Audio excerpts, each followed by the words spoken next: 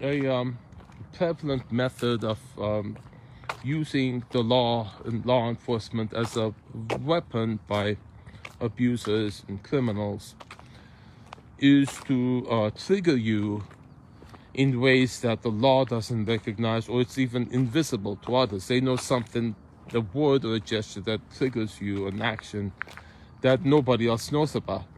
And they do this like prolonged years to back you up into a corner, frustrate you to do something.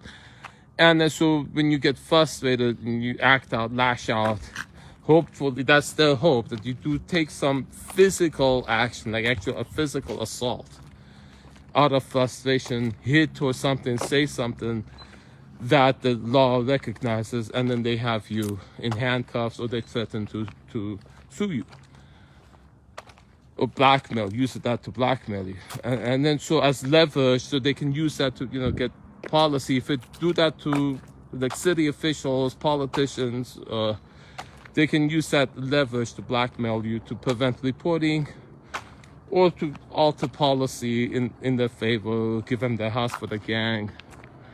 Now, the reason this method hasn't worked on me all these years, because I don't get provoked to physically assault anybody. I'm not impulsive.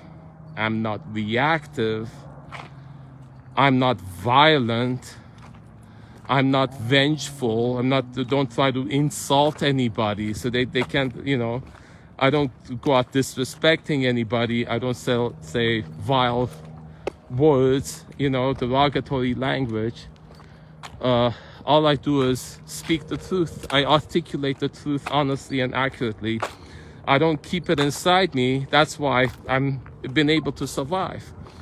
I express everything that's inside of me, the deepest, darkest secrets, publicly, every day, over and over again, repeatedly.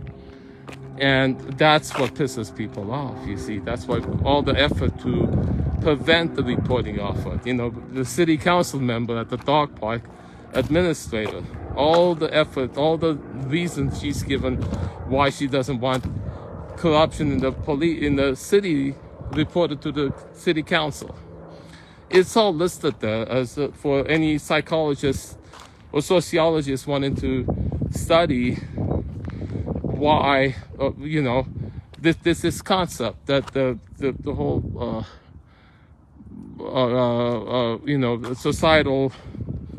our society ostracizes certain people that are targeted, and why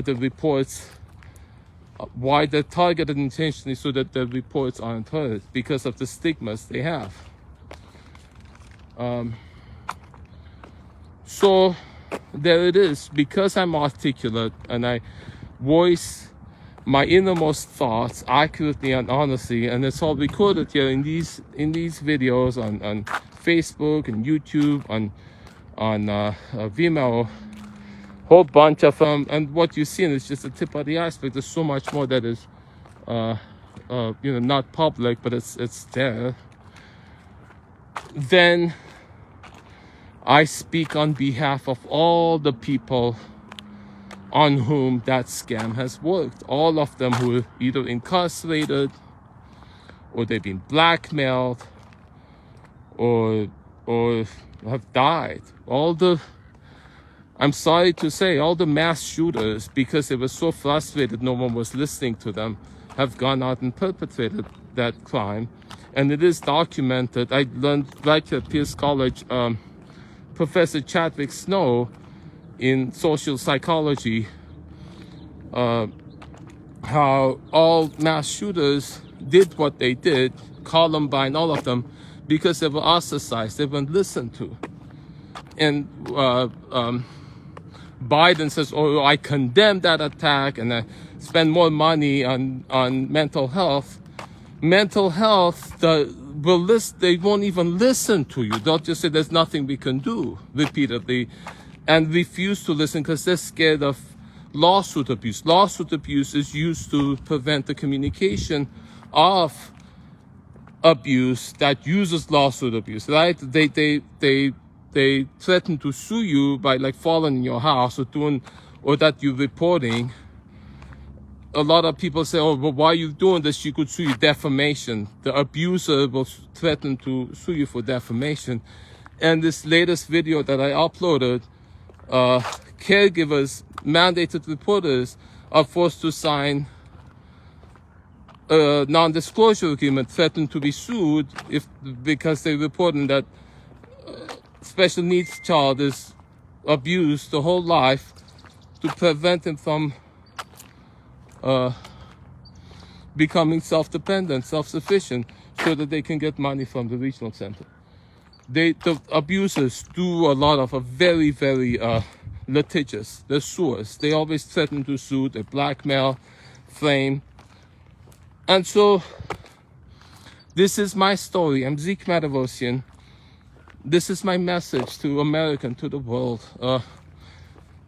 Let's listen to each other. Let's stop abusing for profit. Let's stop and let's stop suing each other.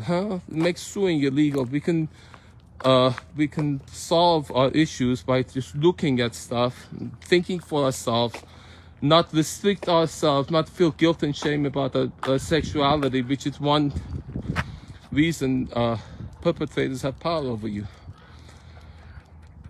Because they want you to keep secret. When you keep secret what you are as a human being, that's what makes people sick. That's what made my sister die of cancer. You are a human being. You are sexual, and sex is not a sin. That's a lie that's been perpetrated from the very beginning for the oppressors to have power over you. I am free. I express publicly everything, and that's why I'm still alive. I bring you this message. Thank you so much.